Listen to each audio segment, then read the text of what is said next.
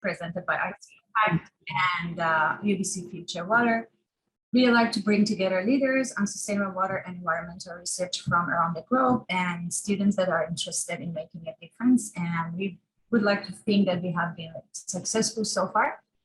And IC Impact, you probably know by now through going all this WESTalk videos on YouTube. IC Impact is a pan-Canadian, Canada-India Research Center of Excellence, and UBC Future Water is a UBC Research Excellence Cluster on the future state of water. And this is our committee members, myself, Abhishek, Fuhar, Kara, Jasper, and Kelsey, and Feria. Some of us are from UBC, and Jasper is from Wolf. Kelsey joins us from University of Victoria, and Feria helps us coordinating stuff. We would like I said, we would like to think that we are successful because this is basically that shows that it's a global map of our audiences joining us from everywhere. Yesterday, I was actually checking like to update this slide, and I saw that we have some people from this area, which made me really happy that how we could like reach everywhere in the globe. That's like pretty impressive for me.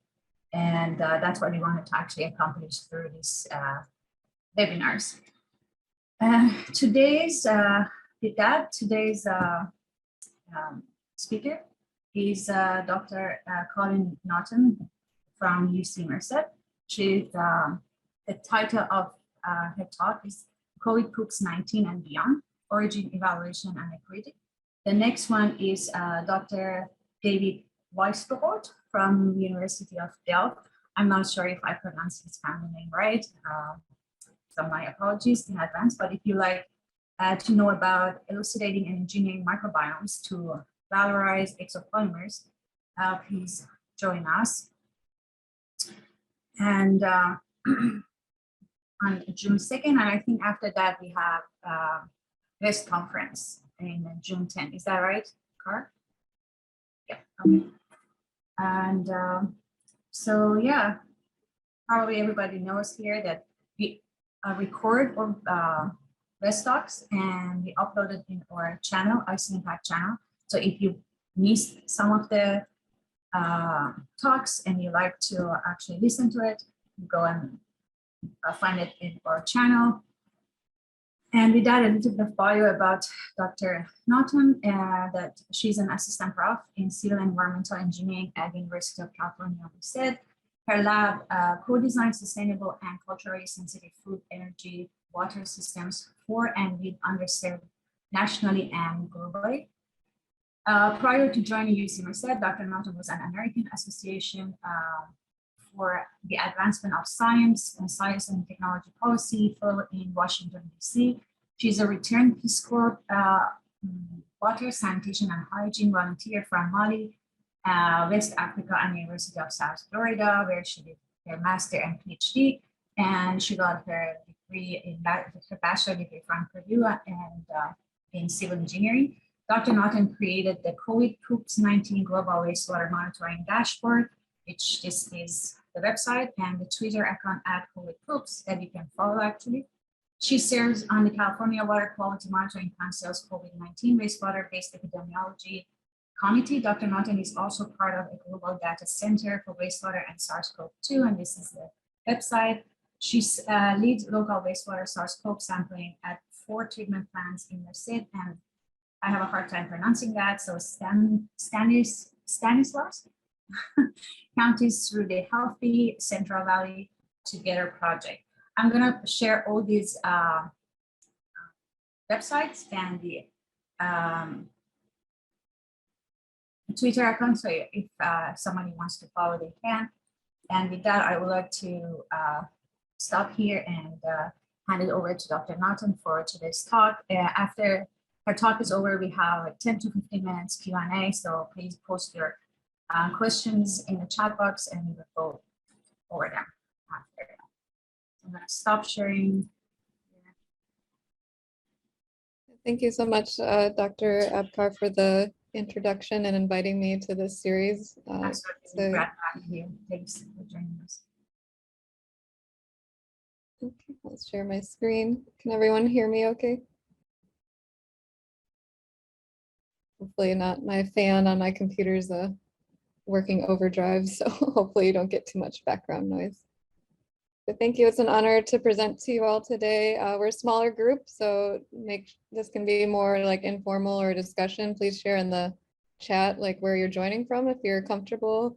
I appreciated seeing the global map. I love mapping, as you'll learn in this talk. So it's great to hear where everybody's from. And if we're missing any universities or points or wastewater monitoring that you're involved with or know of, please let us know. So today I'll present about COVID Poops 19 and beyond, origin, evolution, and equity. And I'm presenting, but it's a huge collaboration with many other professors and students that help make all this work happen, and all those monitoring wastewater for SARS-CoV-2. Before we get started, I'd like to pause for a land acknowledgement for the local indigenous peoples that inhabit and inhabited where University of California, Merced is located in the heart of the Central Valley in California, which is the Western United States. And these were the Yokuts and Miwok people. So I'd like to pay respect to their elders and to all Yokuts and Miwok people, past and present.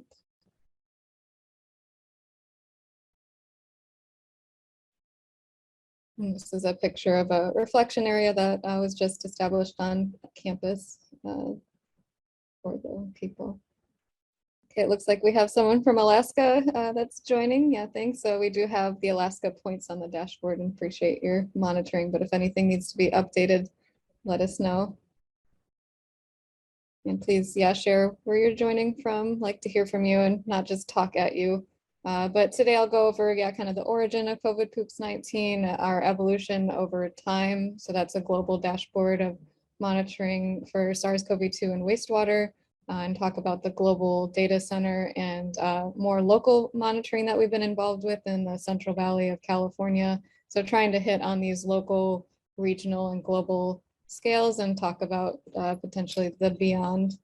So I'll try to keep to time so we allow time for questions. Sorry if I go a little fast, and I do talk a bit fast. I'm from Michigan originally. I've been told we speak fast, so please let me know if you don't understand anything. And I appreciate being invited from a talk hosted by Canada, since I felt very close to them growing up, or visited at least Canada a bunch of times.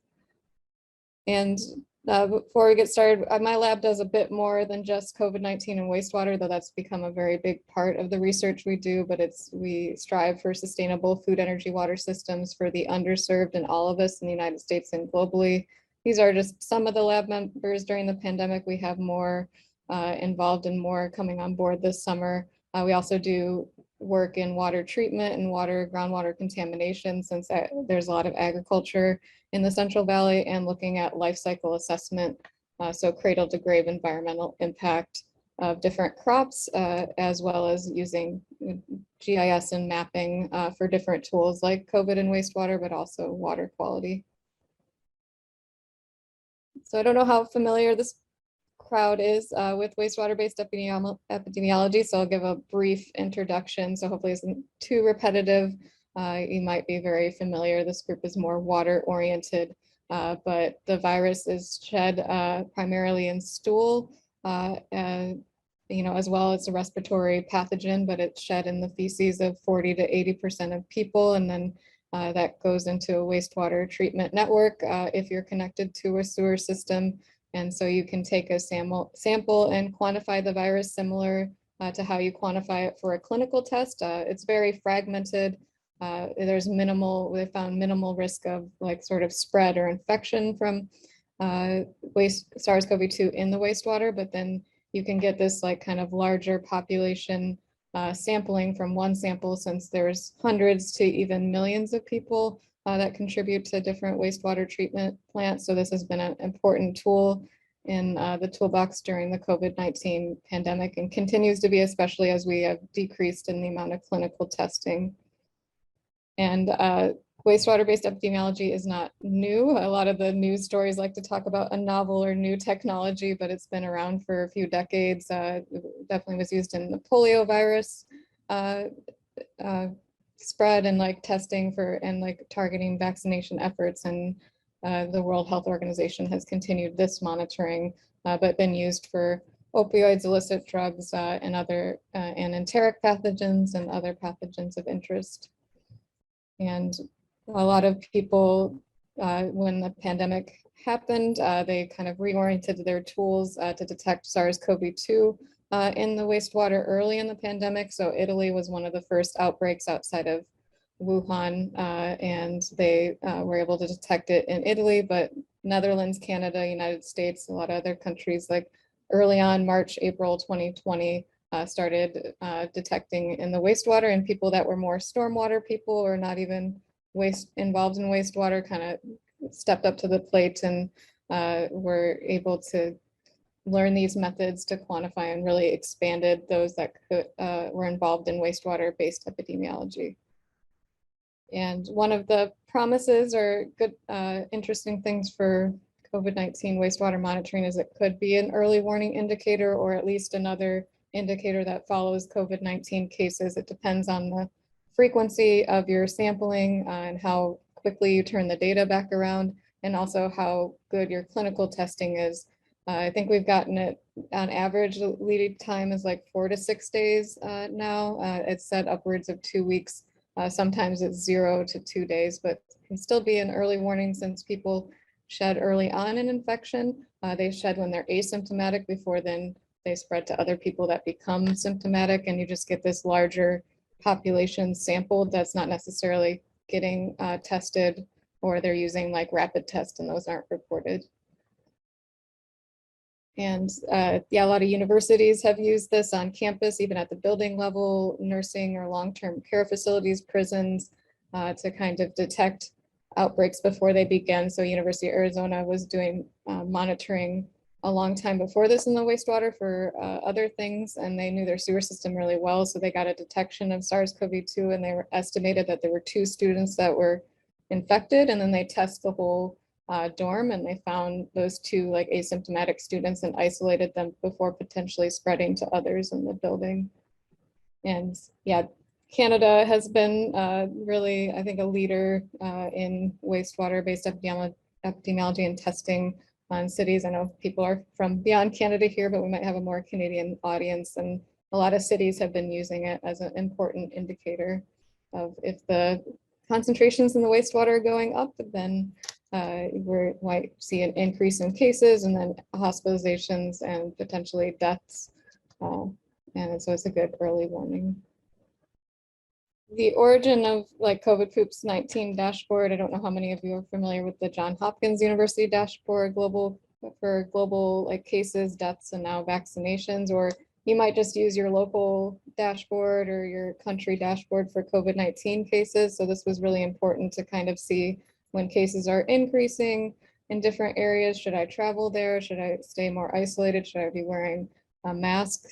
So given that wastewater was, more of this like also community indicator and potential early warning, I thought it'd be great to have a dashboard like this for wastewater, and I didn't see one. So we kind of, I got like a seed grant from the Center for Information Technology Research in the interest of society to build our own dashboard for wastewater. And we did this, this is kind of our data flow. I was active on Twitter before the pandemic, and so I like used daily keyword searches, 6 different combinations of COVID-19, SARS-CoV-2, sewage and wastewater-based epidemiology, wastewater surveillance. And I like follow a lot of the main people that are doing the wastewater monitoring. I do this daily. It takes me anywhere from 20 minutes to 2 hours on Twitter every day. But we also use general like literature searches, databases. There's a wastewater-based epidemiology collaborative that's been established that has a Slack channel and a publication map. We go to a lot of webinars at all different times of the morning for different regions, countries in the world. And we have a Google form submission that's at the bottom of the dashboard. We've had over 100 submissions that way to get points on the dashboard. And then we filter for dashboards or data. So these can be anywhere from PDFs of the concentrations to active dashboards where you can click on points and see concentrations. And then universities involved in monitoring, countries and individual sites. So a dashboard can represent anywhere from 1 site to 200 or more. So then we put the little site blue points that are either associated with the dashboard or just with the news article. And we only post publicly available information. If we go to a webinar, we're not stealing the information and posting it on the dashboard. And all our methods are in this preprint down here for how we update the dashboard. We were doing, if it's a dashboard, I get it up, try to get up in 1 to 2 days. We try to update like weekly. Sometimes at the end of the semester, it's been like twice a week or a month, or there's been peaks and valleys of when we see more monitoring, usually corresponding to the different variant waves. And we use ArcGIS Online, Esri products, dashboards that are open, and we have free through the university. So this is the dashboard. I did an update actually this weekend. So we added Mozambique, I think is our most recent country, as well as Tunisia, Indonesia, and we have up to 146 dashboards. I feel the Canadians are adding more dashboards every day. So we actually have a couple on board for this week to add, and then 278 universities and over 3,000 sites. And it's our Twitter account, about over 6,000 followers, not like a Kim Kardashian or movie star, but getting close, pretty good for a poop account. Hopefully we can get to 10,000 followers sometime. And yeah, for the dashboard, it is searchable. We're working on a video for helping people use it. A lot of time on Twitter, I'm just like actually searching the dashboard for people. It is active. You can zoom in. Sometimes it has some loading issues that were with Esri, where like just if you don't have as much of a bandwidth, we are working on. But yeah, University of British Columbia, search them, have the university, you click on the point, and then the view news article, and you can see like a news article or website of the monitoring that they're doing. And we try to update this. A lot of times they come up with new news articles or websites, but it's a lot to update. So if you let us know of any updates you want, that's a quicker way to get it updated as well, if we don't catch it in our searches. And there's a dashboard point also. The Metro Vancouver area has a great dashboard and sewer sheds and monitoring with the concentration. So you click on the dashboard point, the view, and then you can link to a local dashboard. So just a lot of people in the beginning of the pandemic were like monitoring wastewater, and they like even might be right next to each other and didn't know it. So it's a way for researchers to collaborate, see where monitoring is in their area, and just the general public. It's not really easily accessible. Sometimes it's on a public health department website, but sometimes not. So they can see if there's wastewater monitored in their area and like link to any publicly available data or information so that they can help use it for their public health decisions. So a lot of our followers are just general public, not necessarily research and scientists, though we have a lot of those. Let's check the chat really quick. So we got, oh, University of Maryland, yeah, doing some great. Maryland has been increasing their monitoring, so we might need to update from the US CDC news. So as I said, like wastewater is really expanded through the pandemic, or wastewater monitoring. I mean, it was done before, but I think we've got a lot of larger trained workforce and familiarity with it, and like governors and mayors and city officials talking about wastewater, which is, I think, good. It doesn't always get a lot of attention that's needed. So it's really quadrupled, you know, the number of dashboards, universities involved, and we launched the dashboard in September 2020, and then a year afterwards, and you know that we're at 146 now, so it's even higher, and doubled the amount of countries and added the amount of sites. So this is like the most, I think, robust database there is of all the wastewater monitoring. Of course, we're probably missing some areas, and some places in Asia don't always provide the public like information about the monitoring, so we might have some gaps there. I speak French. People on my researchers speak Spanish, and then we use a lot of Google Translate for other languages, and we're on a technical advisory committee with different countries. So we try to hear from different countries, but you can see we do have a lot of North America bias with the amount of sites. So that's the dashboard. So, and some of the evolution. So we'll get to the data center. Like the current COVID Poops 19 dashboard is more, it's not like the Johns Hopkins University dashboard with like, you know, actual SARS-CoV-2 concentrations or like data. in there since there's a number of different methods and not everybody's providing data in the same format or even sharing their data. So we're still trying to move towards having the data in there, but right now we kind of link to where it's monitoring and the data. So that's where we became involved with WSphere data center. And so this is wastewater, SARS, public health, environmental response, and another project for the Global Water Pathogens Project that updated the FEACHM Sanitation and Disease book. And we've added this data center with funding through PATH, a global health equity nonprofit. And Dr. Joan Rose leads at least the data center portion, and Dr. Gurchan Medema is also a part of this data center. And getting to, why we're doing this is like the equity piece as well. Reviewing the countries monitoring, you can kind of see it on the map, but most of them are high income countries, 2/3 high income and a much lower proportion of lower income countries. So this was like a year review into the pandemic, March 2021. We're having an updated preprint coming up with some more updated information. We're about 60% high income countries now, and 40% in the lower middle income, but only 4% in like low income, like the lowest World Bank indicator.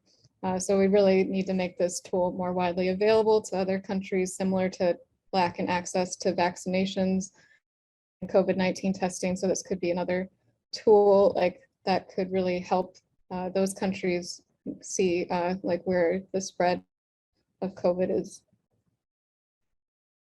And so part of the data center, it does provide a funding for monitoring in like Nepal, Indonesia, and Malawi, some lower and middle income countries. And then we have their data submitted to the data center, and we also integrate high income country data sets that we find through the dashboard for COVID POOPS 19. And we have some use case studies. And so the data center, you can play around with the spheres.waterpathogens.org on your own. This is kind of the data flow. As I said, we take some of the dashboard layer from COVID POOPS 19, and then we some of them have downloadable data, and we're able to like add it right away. But we have a data form, data dictionary to get everything in kind of the same format, same visualization. And we do have data use agreements. There's a lot of meetings back and forth, a lot of things behind the scenes before it gets updated. And then we have people that contribute their data directly that we don't necessarily get from the dashboard searches like the low and middle income countries that I noted. And so this is the data center. I think we have more data sets now, like 23 published data sets from 27 countries. And the green points are the data that has like all the standardized like information, population flow, concentrations that we need. And then there's like kind of the standardized data sets. They might be missing some information on like flow or population that we'd like to see. And this is an example of Nepal. So sorry, lots of screenshots, but you can click on one of those points, say in Nepal, or go through the data forum, and you can click on the site and see, the concentrations over time. We have the population data because we want to show like how the larger the circle, the larger the population monitored. And you have red for presence of the virus, green for absence. And then you can do a trends view, and you can toggle the timeline on the right hand for increasing or decreasing concentrations depending on the like linear regression of like the 5 most recent samples, similar to the CDC, the US CDC method for detecting or like having trend data. And we did officially become big data, I think last month. So I think big data means over 100,000 data points or samples. And we have data from all different scales, like the wastewater treatment plant and like the maintenance holes or sewer system, as well as building level. We have New Mexico data set that has like prison monitoring and even river, beach environmental monitoring, different targets. I mean, N1, N2 are the most popular. And yeah, I'm a number of different countries, including the low and middle income country data sets. And these are the use cases. So on the data center, you can click on the top use cases. We're going to have some from Ghana and South Africa coming soon to have some low and middle income country use case scenarios. But there's like Auto Windsor we added for their use case, but it's just various examples with the ArcGIS story map view and pictures and even videos of how people have used the wastewater data, whether it's like early detection of different variants or using it to target clinical testing or vaccination centers. So a lot of interesting use cases, since we're still kind of convincing some public health departments about the value and potential use of the data, and like continued funding from cities and countries to continue the monitoring. But yeah, for COVID poops or the data center, just if you have any data you'd like to submit or know others or use cases, feel free to contact us to contribute and spread the word. We're trying to create this repository of data already, like Honolulu, Hawaii, like we have their data that was taken offline when they stopped monitoring from the CARE Act. They've restarted now, but a lot of this data as we move to more an endemic phase might disappear from these websites. So creating this repository that we can learn from the data and analyze for the future will be like really important. So lastly, the last like kind of research example is the local monitoring we're doing now in the Central Valley, which I was like trying from the beginning. We were tracking all these wastewater monitoring, but I was like, we really need, you know, monitoring at UC Merced, and in the Central Valley, it's a more underserved area in the United States. A lot of food insecurity, poverty, lack of access to healthcare, even though it is within the United States. And so we looked at the monitoring and did a review from COVID Poops 19 of just California and the wastewater monitoring. California is a huge state, I think the 5th or 6th largest economy in the world, if you take it even out of the United States, but still a lot of disparities in certain areas. But we did this need of an environmental justice approach for wastewater-based epidemiology because a lot of the monitoring had been done in coastal and urban California, which is, you know, where it's easier or they have more resources. And now it's like, as we continue in the pandemic, we do see a little bit more of use of wastewater testing in these areas, but it wasn't really happening in the beginning. And they could have really used this information since they lacked access to clinical testing and had lower vaccination rates and even higher you know, COVID-19 cases associated. And this monitoring did build off of, I had a collaboration with some researchers in Canada, Dr. De La Tola, Dr. Graver, and Patrick Daoust. They were doing monitoring in kind of rural systems and lagoons. A few of our plants that we monitor are lagoon systems where we settle the solids. So it's more challenging to monitor in underserved areas or at smaller plants since they have lower amount of staff. So it does take a bit more engagement and time. For the equity review, 25% of California's communities are considered disadvantaged communities. So this combines different layers of water pollution, air pollution, poverty, linguistic isolation, education. So it combines like all these different layers and looks at like the, you know, most 25% like percentile that are scoring like kind of the worst on all categories. So have the worst access to healthcare, lower poverty, but looking at not just, you know, income, but also these different, you know, environmental justice components like water contamination and air to see like where we should target funding for California's cap and trade money. So we can use these layers to also just look at equity of different like access to wastewater testing. So even though 25% are considered disadvantaged, about 11% of wastewater treatment plants monitored were in disadvantaged communities, which was similar to the amount that were in non-disadvantaged communities, but really we would need to provide more, you know, access to wastewater testing in these communities that are more, you know, suffering from the pandemic more than other communities. We've seen in the United States twice or 3 times the death rate or hospitalization rate for Hispanic and Black populations compared to white populations, for example. So the people suffering most from the pandemic are getting the least amount of resources.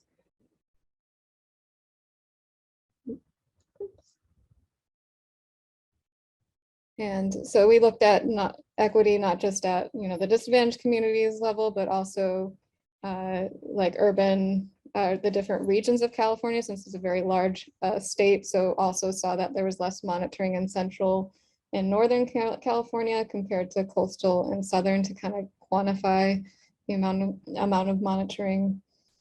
And we looked at rural urban issues or monitoring. So 85% of wastewater monitored was in urban areas compared to 15%. And that's how we came together with, there was a Healthy Davis together. University of California, Davis was doing monitoring in Yolo County and Davis. And they expanded it to become Healthy Central Valley together to provide monitoring in the Central Valley of California and in disadvantaged communities. So collaboration with Dr. Heather Bischel.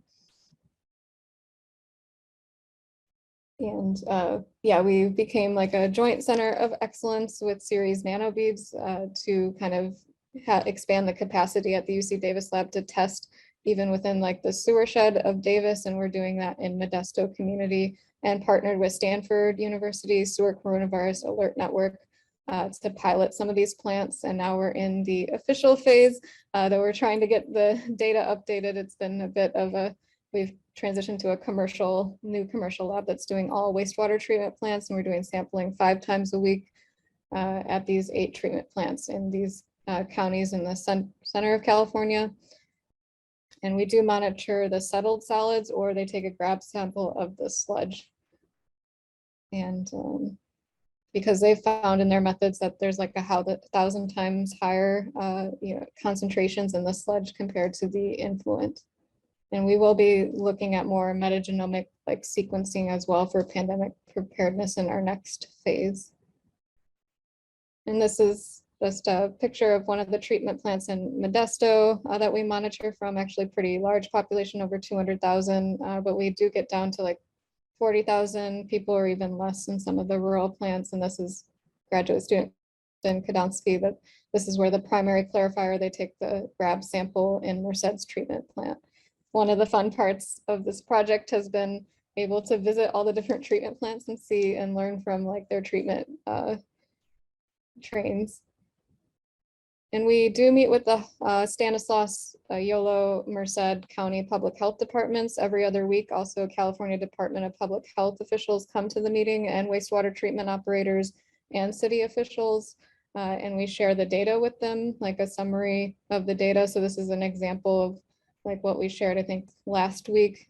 We are seeing a bit of an increase. I think Canada saw their increase before us, but we're seeing some increases in concentrations. And also just generally over the other plants, scan monitors like 10 treatment plants and like one sub-sewer shed in coastal and urban California. But if you look over, time, like we had the recent 6 weeks is really increasing, but compared to the Omicron wave, it's still like not as high, but some plants are actually getting or exceeding the Omicron wave.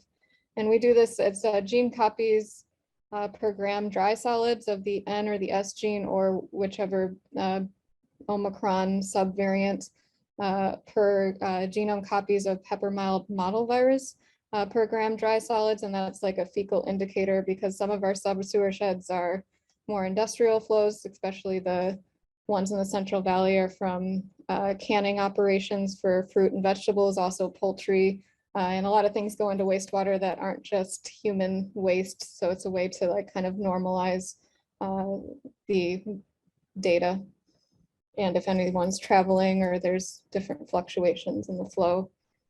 Since SCAN, this project uses the same method, they're actually able to compare between plants. You're not always able to do this with wastewater testing. It's better to look at trends over time for the same plant.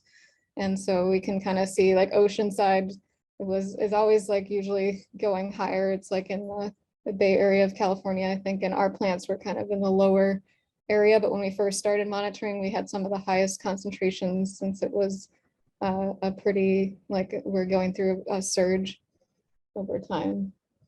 And they do monitor the like Omicron BA1 and proportion of the N gene over time to kind of see, what proportion it is. So we are seeing like BA2 now take over or become 100%, and they just got their BA4 assay online.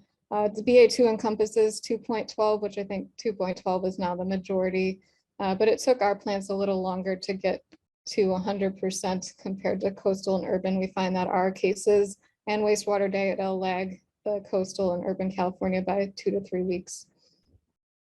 And they are monitoring influenza A and respiratory syncytial virus. So as we look, beyond COVID, though we're still probably going to be monitoring for COVID for a long time, as long as we can continue funding. We were able to catch an outbreak in a long-term care facility within, it did represent the wastewater data in Merced. And Modesto didn't really have much influence.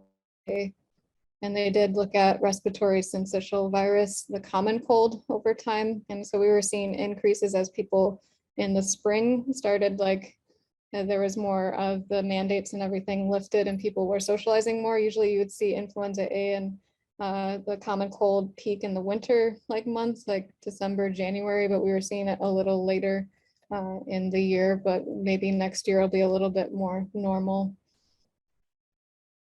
And this data has been really useful to the health departments. I mean, we share weekly email updates. We have meet every other week.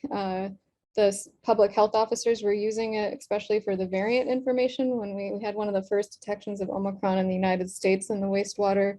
And this came like 2 or 3 weeks before a clinical sample was able to be sequenced in Merced and Modesto. So they were able to use it to inform for purchasing the monoclonal antibodies because some of them only worked for patients with Delta and not for Omicron.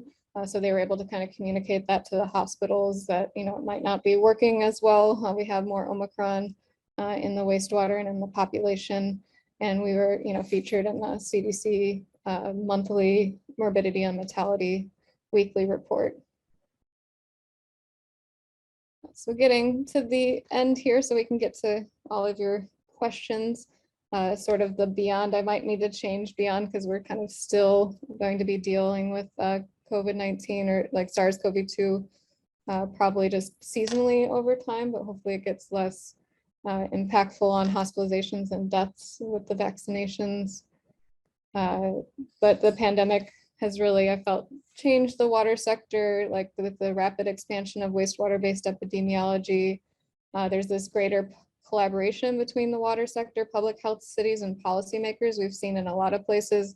In some places, they're still kind of struggling to, get this on board or communicate it, but a lot of places have weekly or every other week meetings where all these people are coming together that don't usually, interact as much. So that can be useful for other pathogens or other public health emergencies beyond COVID. And just creation of these national, Canada released their national dashboard, I think recently. The US has the CDC National Wastewater Surveillance System, and Europe has their own system as well of these monitoring networks, and just people, students, postdocs trained in these methods moving forward. And for, wastewater-based epidemiology was used before, with these other targets of enterics and also hepatitis A. And we hopefully can continue doing or expanding some of this monitoring, or even talks of doing more norovirus monitoring, since that's not always showing up in hospitalizations, to see if there's kind of foodborne illness or outbreaks. And this term silent pandemic of 7 million, I think, people dying every year from antimicrobial or antibiotic resistance, and making sure we can kind of monitor that more and see the spread, and then look at interventions to mitigate that. But I'd just like to acknowledge all the funding agencies and all the students and collaborators for this work, for the data center and for Healthy Central Valley Together. It's really a huge team effort on the back end. And yeah, thank you all for listening today. Feel free to contact me, email, Twitter. You can still follow us or look at the Twitter account, even if you don't have a Twitter account. And yeah, visit the websites as well. And look forward to any questions that you have.